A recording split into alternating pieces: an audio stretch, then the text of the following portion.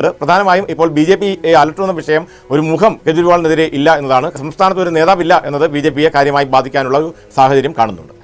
ആം ആദ്മി പാർട്ടിക്ക് തന്നെയാണ് ഇപ്പോൾ അപ്പർ ഹാൻഡ്. അധികാരത്തിൽ അവർ തിരിച്ചെത്താൻ തന്നെയാണ് സാധ്യത. ആം ആദ്മി പാർട്ടിക്ക് ഇപ്പോഴും വലിയ ഒരു സ്വാധീനം ദില്ലിയിലുണ്ട്. അവരുടെ പദ്ധതികളിലേക്ക് ചർച്ചകൾ കൊണ്ടുപോകാൻ ഏറ്റവും അവസാനം അരവിന്ദ് കെജ്രിവാളിന് കഴിഞ്ഞിരുന്നു. മുഖം ബി.ജെ.പിക്ക് ഇല്ലാത്തതും ഒരു തിരിച്ചടിയാണ്. കഴിഞ്ഞ തവണത്തെ ഭൂരിപക്ഷം കിട്ടില്ല എങ്കിലും ഈ പറഞ്ഞതുപോലെ ജയിക്കാൻ സാധ്യതയുണ്ട് ആം ആദ്മി പാർട്ടി. ഇതുപോലെ 26 വർഷം കഴിഞ്ഞിരിക്കുന്നു ഡൽഹിയിൽ ബി.ജെ.പി അധികാരത്തിൽ വന്നിട്ട്. ബി.ജെ.പി പിന്നിൽ പോവുകയും ആം ആദ്മി പാർട്ടി തിരിച്ചുവരവും നടത്തുകയും ചെയ്ത കാഴ്ചയാണ് പ്രേക്ഷകരെ കാണുന്നത്. ആം ആദ്മി പാർട്ടിയുടെ വൻ തിരിച്ചുവരവ്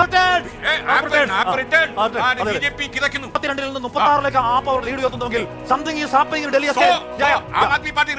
A few moments later. BJP വലിയ ഒരു മുന്നേറ്റം ഇപ്പോൾ ഈ ഒരു ഘട്ടത്തിൽ വോട്ടെടുപ്പിന്റെ ഈ ഘട്ടത്തിൽ നടത്തുന്നുവെന്ന് പറയാം. ഡൽഹിയെ മുഴുവൻ താമര വസന്തമാക്കി മാറ്റുന്നു എന്നുള്ളതാണ് ഏറ്റവും പ്രധാനപ്പെട്ട കാര്യം. 27 വർഷത്തിന് ശേഷമുള്ള ബി.ജെ.പിയുടെ ശക്തമായ മുന്നേറ്റമാണ്. ബി.ജെ.പി ജയിക്കുമ്പോൾ ആത്മീയുടെ ഒക്കെ കരച്ചിൽ കാണാൻ നല്ല രസമാണ്. അതാ കേന്ദ്രം ഭരിക്കുന്ന ബി.ജെ.പി വീണ്ടും അധികാരത്തിലേക്ക് വരികയും ചെയ്യുന്നു. 27 വർഷങ്ങൾക്കൊടുവിൽ അരവിന്ദ് കെജ്രിവാൾ പരാജയപ്പെട്ടിരിക്കുന്നു ന്യൂഡൽഹി സീറ്റിൽ.